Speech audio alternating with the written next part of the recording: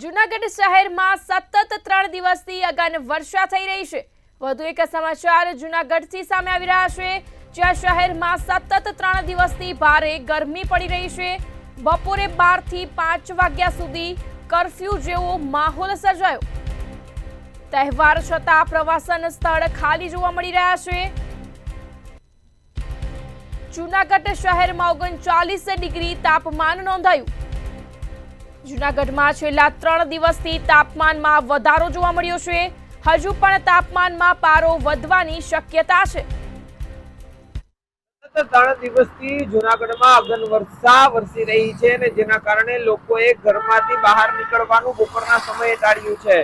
આ વિસ્તાર છે કાળવા ચોક અને જયશ્રી રોડ તરફ જવાનો માર્ગ કે જ્યાં લોકોની જે હાજરી જોવા મળતી હોય છે આડા દિવસ દરમિયાન, પરંતુ આજે એકલ દોકલ લોકોની જ અવરજવર જોવા મળી રહી છે। આજે જૂનાગઢના તાપમાનની વાત કરીએ તો 39 ડિગ્રી તાપમાન છે, તો ગઈકાલે 40 ડિગ્રી અને તેના આગલા દિવસે 41 ડિગ્રી જેટલું તાપમાન હતું। હજુ પણ તાપમાન છે તે વધે તેવી શક્યતાઓ છે, પરંતુ તહેવારોના દિવસો છે તે દરમિયાન ગિરનાર અને ભવનાથ વિસ્તારમાં પ્રવાસમાં વધારો જોવા મળતો હોય